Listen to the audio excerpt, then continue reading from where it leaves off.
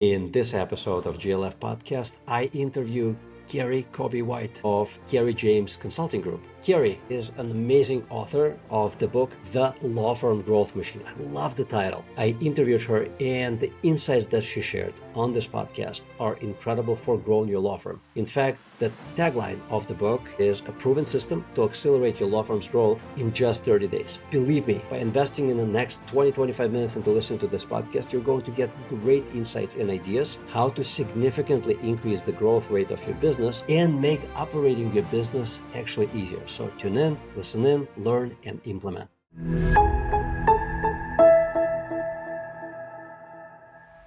Hi there. I have a small but really meaningful favor to ask you. I watch at the stats on our YouTube channel and Spotify channel, wherever most people listen and watch our podcast, and I see that over 80% of everybody who listens to it regularly is not a subscriber. I'm asking you to subscribe to this channel, and the reason for that is my mission and the mission of my team is to help as many small law firm owners to learn how to transform their law firms into better businesses, and so they in turn enjoy better lives. When you hit subscribe button, you tell these platforms that this is content worth listening, worth viewing, and they in turn will show it to many other small law firm owners and hopefully help me fulfill our mission of helping them create a better business and enjoy better lives. So would you please do me this favor? It would mean the world to me, and hit the subscribe button. And my promise to you is that I will continue to work hard at creating good content with practical ideas that help you and your teams grow better law firms. Thank you. Welcome to Grow Law Firm Podcast. I have an amazing guest with me here today, Kerri Coby White. Welcome to the show. Thank you, Sasha. Great to be with you. You are the co-founder of a consulting group that helps. Over the years, you've helped hundreds of law firm owners develop, build, and run the law firm growth machine, which is also the title of your book. I think that I was fascinated by that title. It really caught my eye, and I'm sure that people would love to hear all about the law firm growth machine, because every business owner, be it a marketing company, consulting group, or a law firm, would love to have a growth machine in their business that would help them run and grow that business easier than the typical grind that it takes to build a substantial business. Absolutely. And I think it's, this moment in time that we're in where AI is making everything that much easier. We all need to be focused on building our growth engines. So, when I talk about the law firm growth machine, it's the concept of capturing and converting leads, making sure that they are satisfied clients, elevating those clients to advocates, and then using those advocates to drive new business into the firm. So if you picture that wheel turning, that's the grinding of the machine, leads to clients, clients to advocates, advocates to new business. And the engine that powers that machine is what I call the client retention engine.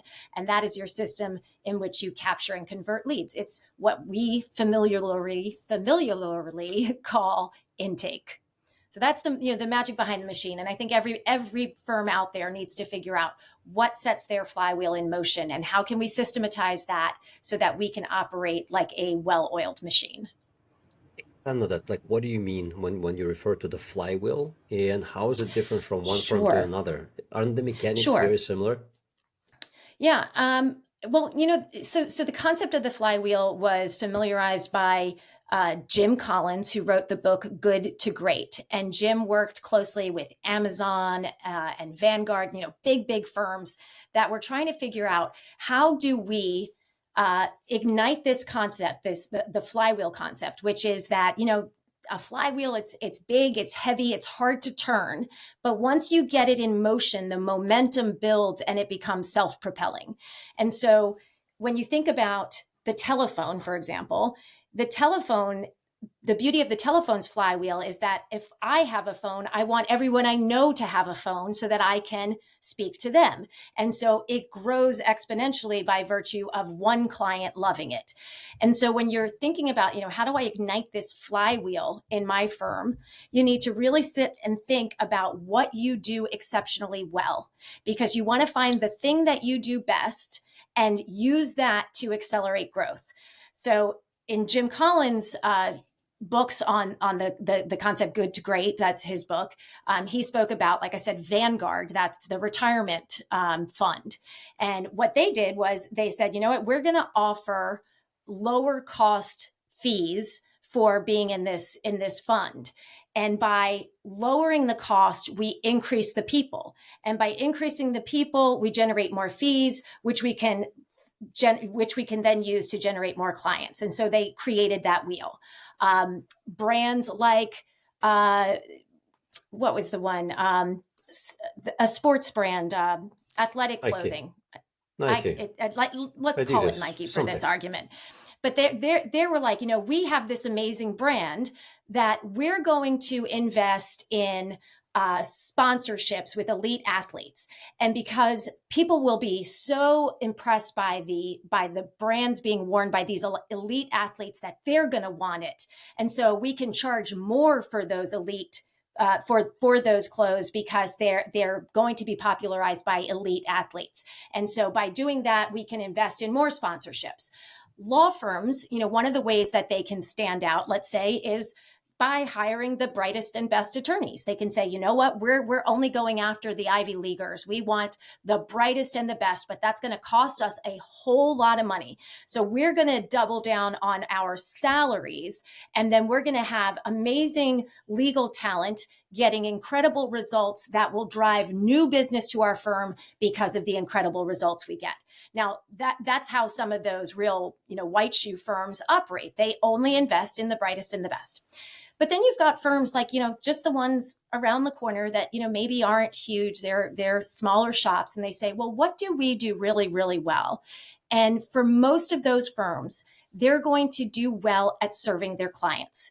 And so they need to identify the flywheel effect as that simple concept of leads becoming clients, clients becoming advocates, and advocates helping drive new business into the firm, because that's something every last attorney out there can do if they wish. Now, if you get that flywheel operating alongside a funnel, a traditional marketing funnel where you're feeding the funnel and out plops a new client, and then you filter them into that flywheel concept where now we've got a lead that came through our funnel that rolls right into our satisfied client wheel. Now, over time, we should see growth through reputation and referral, and not just through the funnel. So we want to get these two concepts working together by really sitting with our strategic stakeholders and saying, what do we do really well, and how can we amplify that so that is what we invest in for growth. And so, like I said, for every firm out there, a firm is a professional service organization. You need to serve your clients, you need to do it well, and you need to build ambassadors within your client base so that they're out there doing the work of generating business for you. Cool. So let's think of a practical example, a hypothetical. Let's say that you and I are not marketers, not consultants. We own a law firm. We do estate planning. Our revenue was $1.4 million last year. We're recording this early 2025. So in 2024, we did 1.5 million. Our average case value or client value is like $5,000. So we served like, let's see, at $5,000, we served 200, almost 300 clients. Almost 300 clients last year. We got to this 1.5 million. No, actually 300 clients last year. We got to this 1.5 million. And now we're like, how do we double this by, let's say, middle of 2026? So we have 18 months. Sure. Like, what do you and I do to, I guess it's doubling the number of clients. It's unlikely that we're going to be able to boost our fees significantly because $5,000 per plan or so is the typical market rate. Right. So what do we do to double the number of clients?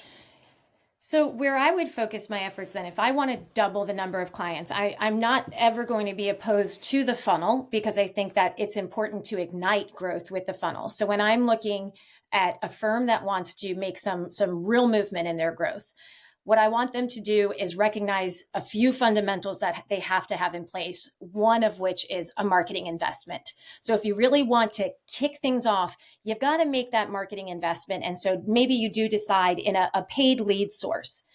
But if you're going to do a paid lead source, you've got to have those foundations really well laid. You've got to have a super strong intake system so that nothing slips through the cracks. You've got to have the right people delivering that, because we want to make sure that we don't lose people once we have them in our funnel.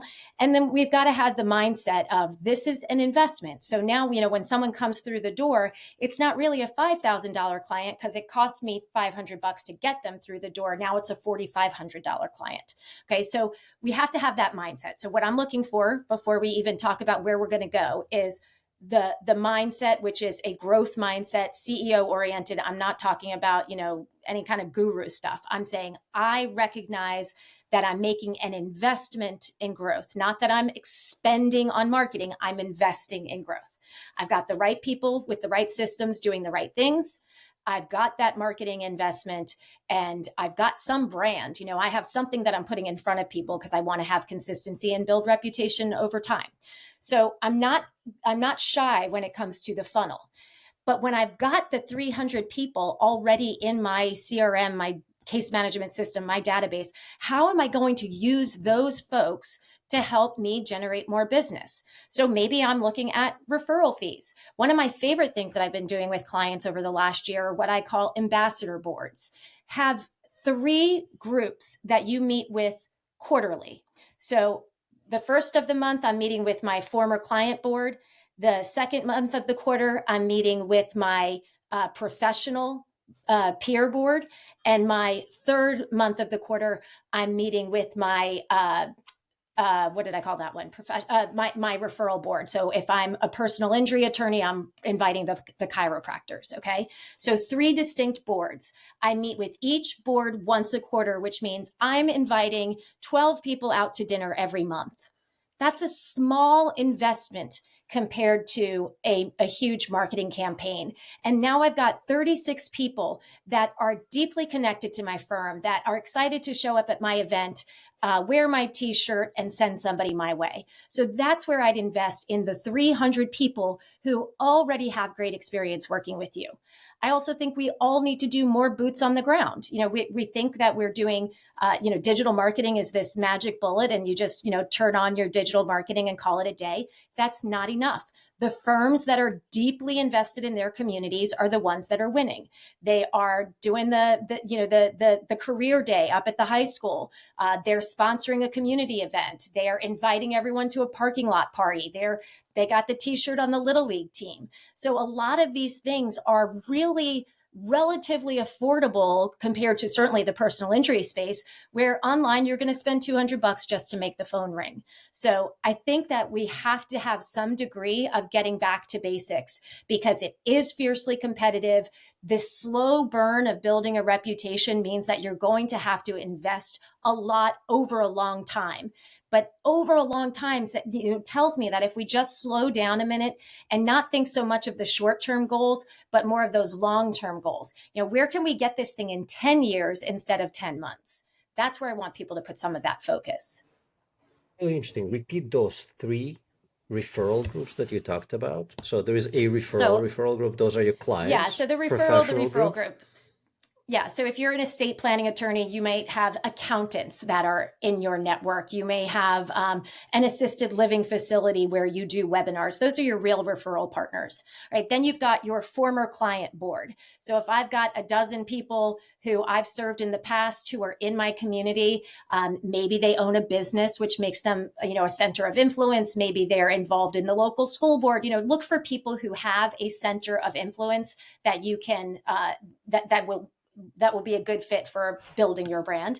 And then your professional group, which would be if you're an estate planning lawyer, you're inviting the criminal lawyer from down the street, just so that when they're talking to someone, they're building the referral network as well.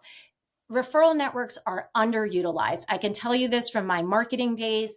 I see, firms get a zillion calls for leads that aren't a good fit for them, but they are a good fit for someone. And yes, it takes some effort, but I have firms that I work with that are easily making $500,000 just in referral fees. So build out your referral system so that you're not letting leads leak, and make sure that you're investing in those boots on the ground community ambassadors, 36 people that you see quarterly, invite Santa to hand out candy canes in your parking lot one afternoon, and you've just made a whole bunch of friends. Those are the things that I think are going to make some firms stand out a heck of a lot more than others. This has actually been really interesting to watch. Firms that have decided to really invest in the Spanish-speaking communities by getting involved deeply are seeing incredible returns on that investment. And that is not something you can fake. You need to show up with authenticity and embrace this community so that you are who they turn to because they trust you. So go deep on the relationship things. That doesn't cost a ton of money. And the other thing you have to think about is if you really want to grow that, one of those 4 fundamentals, the CEO mindset, means that I'm not behind my desk doing the work of a lawyer. I'm meeting with my referral partners. I'm going to the events. I'm the brand ambassador for those boards. So you've got to actually get out from behind the work if you really want to lead the firm and be the brand. Yeah, I love it. I love the idea of doing monthly dinners with 3 I do groups. too. So you're sponsored 12 dinners a year. Each dinner, if you have 12 Yes. people, you probably have to invite like 24 to 30 people Yeah. to So get I 12 to try to show keep. up.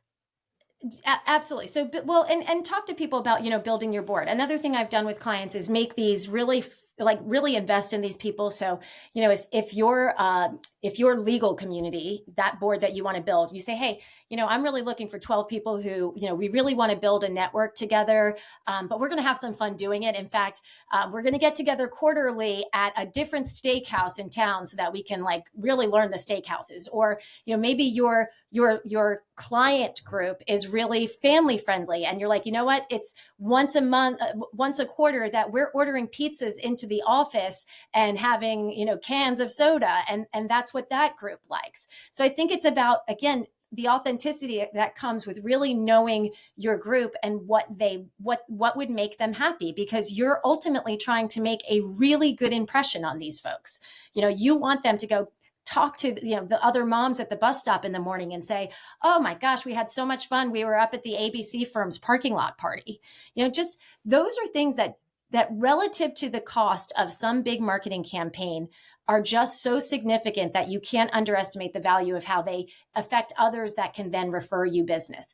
And then you've got to stay in touch with them. This is not, again, you'll hear me say it a million times, Sasha, you know it well. There's no one quick fix. You're going to do these dinners, but you're going to stay in touch with people regularly. You're going to let them know what happened with that case that you referred to them. So if, Mrs. Jones, who you served last year, referred her brother to you, you're going to call Mrs. Jones and say, I just want to thank you for connecting me with your brother. What a great guy. Had a wonderful conversation about his estate plan. We're going to do a great job for him. I just wanted you to know that we really appreciate you doing that. That little stuff is not so little after all. Yeah, that's terrific insight. Now I'm thinking, as one of our listeners probably would, like, oh my God, this is so much extra work and there's that cost. But here, let's break it down. Let's imagine that you do fancy dinner with drinks, $150 per person, maybe. You'll probably get Definitely. some breaks from the restaurant, but let's say it's $1,500 times 12 people, $1,800 a month. Obviously, if you do pizza, it's going to be a little bit cheaper, but let's say it's $1,800 a month times 12 months. Now you're looking at less than $24,000, like 22 grand a year. A year. If average client brings you $5,000 case, so that's like, and let's say that your profit margin in those cases is 50%. Well, okay, so you'll need to get 8 clients out of these relationships, but that's 8. Easy peasy. Easy peasy, right? You could Easy probably peasy, because people feel indebted to you. Like, that's the other for thing. sure. The law of reciprocity always works with It most really people. does. Yes. And when it comes to building real relationships, and this is in my book, relationship building requires, well, there are a couple of R's we'll mention. A strong relationship requires rapport. We need to connect with people. We need to kind of let the veil down and actually try to connect with people. It requires results. You need to do what you said you would do. You need to deliver. But if you can do that, then you've opened the door for reciprocity, which is, I just helped you. Here's how you can help me.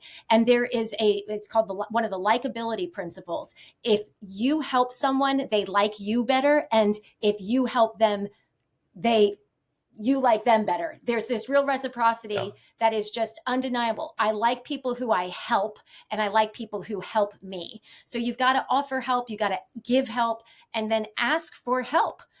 Literally call someone up and say, Joe, we worked with you last year. I hope everything's going well. Listen, I wanted to reach out. I'm really working on growing the firm this year.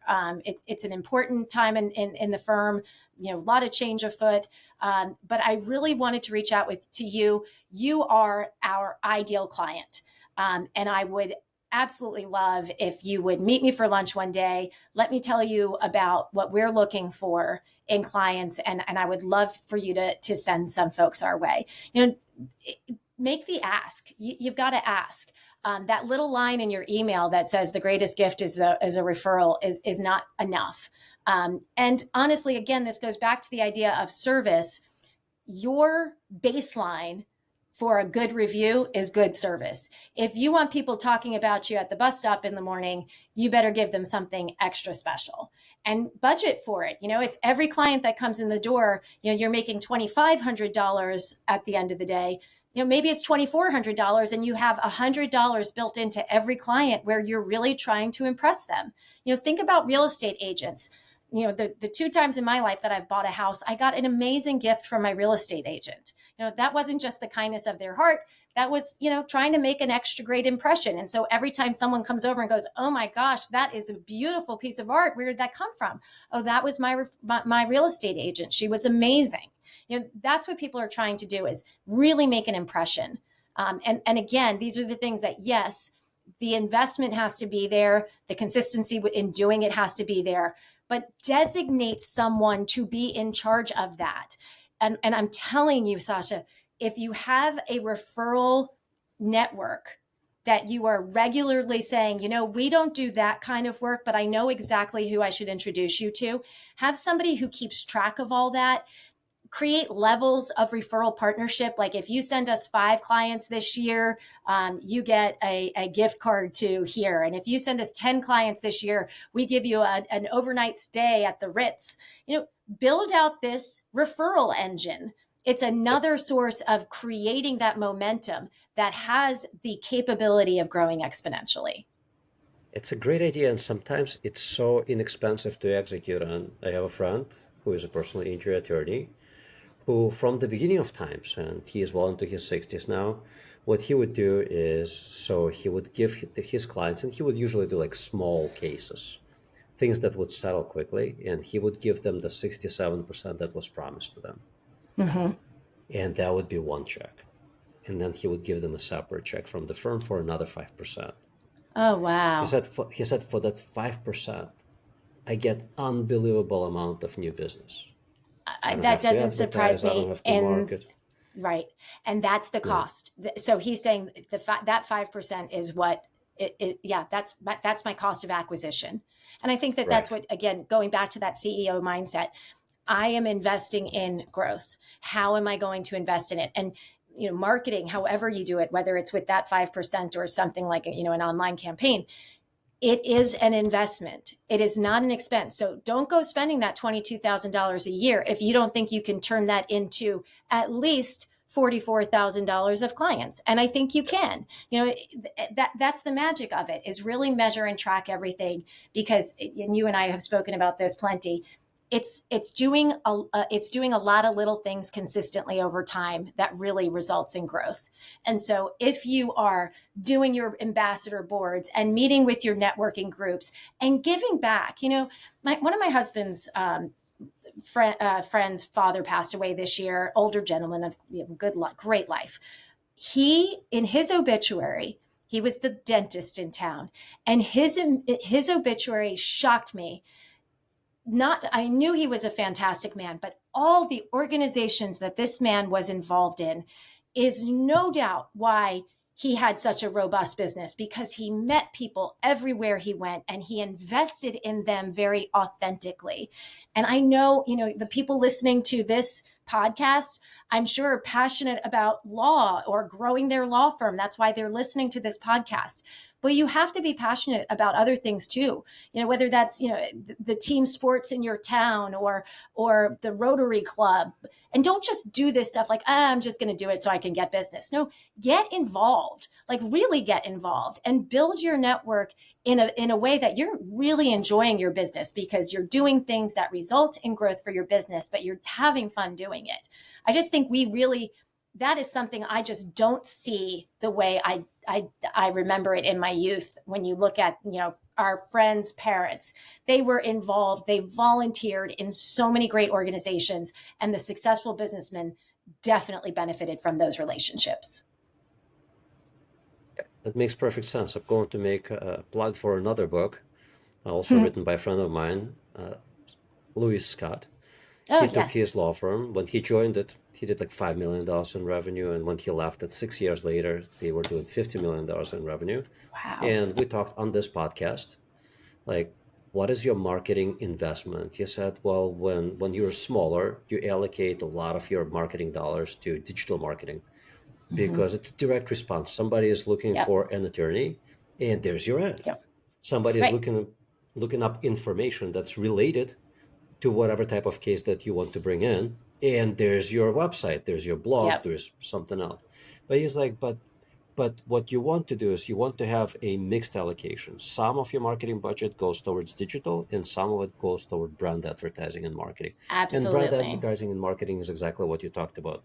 Creating that brand, or that brand could be a lawyer, that brand could be Yeah. the law firm, creating that Absolutely. brand awareness in your marketplace so Yes. that when they are in need of a lawyer, and most people are not in need of a lawyer on any given day, but when they are in need of a lawyer, they think of That's you. where they need to think of you. Exactly.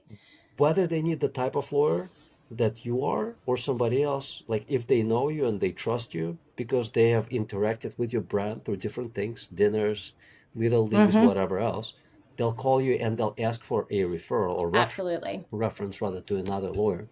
Because so very powerful, does not work overnight. It Right. takes So some time. yeah, that's what I call the long, slow burn of awareness. And so if you think of that growth curve, that long, slow burn of just building up a little bit each year, what I look for is if you've got that funnel and the flywheel working side by side. Yes, you need those quick activation campaigns early on because you need to get a client through the door. But again, hopefully that client results in another client. And so there's an investment in making sure that your relationship with the client is not transactional. I look Makes perfect for sense. 5% growth, just 5%, without spending an extra dime, knowing that prices are going up. So if my digital marketing budget is resulting in 100 cases a year, without spending an extra dime, I want to get 105 cases next year at a minimum. That's what I should see, is that long, slow growth of awareness while I've got that short, quick activation curve. Spend more, get more. But I need to make sure that that is not transactional. Invest in that. And I know I can tell you from my own business, I want to make sure that even if I'm not the right fit, that they tell someone they know, gosh, you really got to go talk to Kerri. She's not the right fit for my firm, but gosh, she's great for your firm. Every interaction is an opportunity. Elaborate on that point where you said your marketing investment stays put, but instead of getting 100 clients like you did in 2024, you get 105 clients in 2025. Yeah. How does So that if work? I am working on that long, slow burn of awareness, I'm building my brand, I'm investing in my brand, maybe even SEO. SEO to me is a long game. That's not short activation. But if I know that, my marketing budget, let's do big numbers. Let's say, my marketing budget is $100,000 a month on a PI firm in a very competitive area. I know that next year, I don't want to spend any more in marketing. I know prices are going up. So in theory, my $100,000 a month is going to get less it's not going to get me as far in 2026 as it will in 2025. But I still want to see 5% growth, even on that $100,000 a month. I want to spend less, but I want to grow more because more people have used me. More people have worked with my team and are telling people how great we are. More people have heard my jingle over time. That is the long, slow burn of awareness. Over time, if I get my flywheel working alongside my funnel, I should, in theory, be able to spend less on digital and on activation, and really generate more clients from referrals and business from people who already know my name. That's It's what we're all absolutely true. trying to achieve. That's absolutely true, unless you want to grow very aggressively. And then, Right. as Louis Scott would suggest, he is like, you readjust your marketing and advertising budget on quarterly basis in accordance to your revenue. So if your revenue went up, your marketing and advertising Right. budget grows up. So, and that's something to be mindful of. But Absolutely. And you and I were, good. yeah. And you were saying, if you said to me, I wanted to grow to that 1.5, I'm not saying shy away from the funnel. Make those marketing investments. A marketing investment is fundamental to your growth. Even for myself, when I wrote the book, I had a book funnel. I drove ads to my book. I needed to get people to read my book, and then they go looking for me and they tell people. And I haven't run ads for my book in months right now, and I still have a steady drone of business. So that's the concept of, all right, I'm not spending anymore, but I've gotten my flywheel spinning. My business is generating business. And what your team really needs to understand is that every interaction is an opportunity to sell someone on your brand. If we can't help them, but we can make a great impression, follow up with them. If you referred them out to someone, call them up and say, hey, I just wanted to make sure, were you able to connect with the XYZ firm? Be the person that they trust. That just takes, it does take human resources, but again, you're running a professional service business. We need to serve. Great advice. So if you're listening to this and you think, oh, this is going to be the slow burn, as you put it, Kerri, Yeah, but if you're looking to be in the business for more than a couple of years, this is a must to absolutely. build a substantial law firm. And there's so many benefits to building a substantial law firm. Like one day you may be wanting to get out. Exactly. You will either retire by design or by default. By design means that you have Mm-hmm. something valuable that you can actually sell. By default, I'm all tired. I don't want to do this anymore, and you just close up the shop. Yeah, and Creating a my business with a valuable flywheel does exactly that.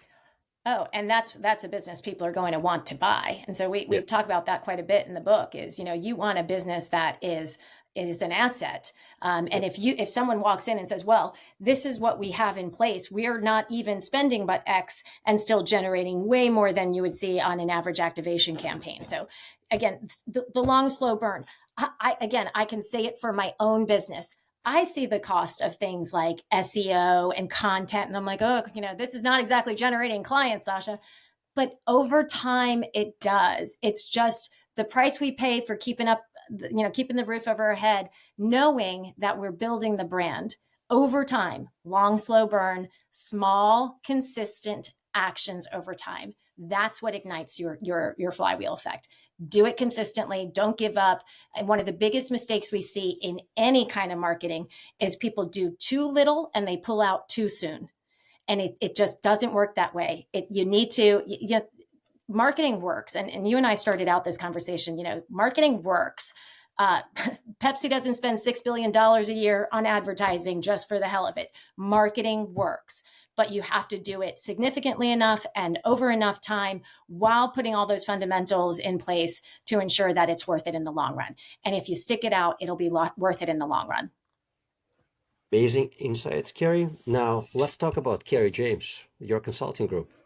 You're creating, or you have already created your flywheel. Where do you see it 5 years from now?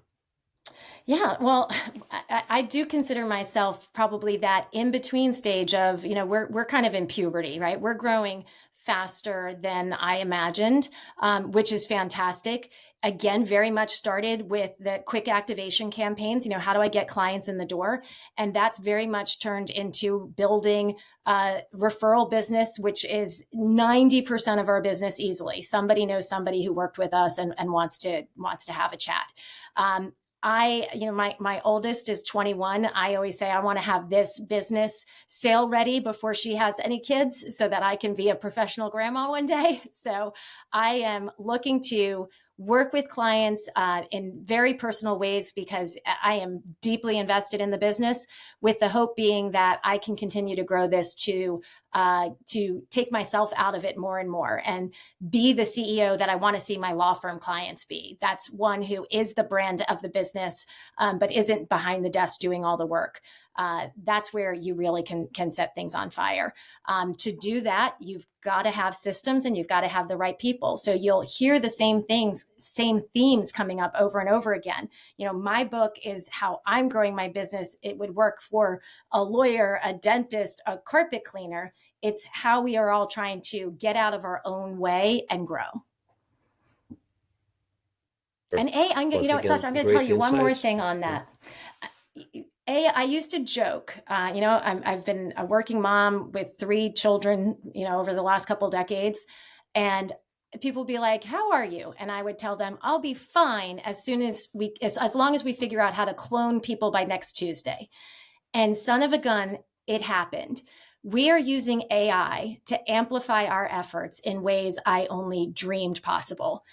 Today, I saw the final edits on a 25-minute training in which I am doing the training. It looks like me, sounds like me, moves like me, but it's my avatar. It isn't live with Kerri. It is Kerri's avatar.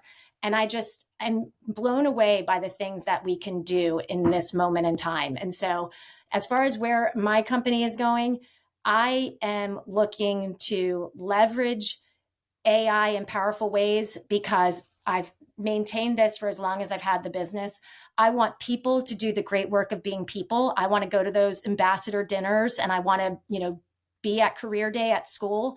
I want to be the people person and let the machines do the work that machines need to do. That's what I want to see this business do.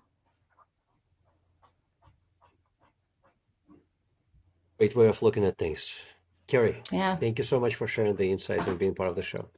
I really appreciate you having me on. It's a pleasure.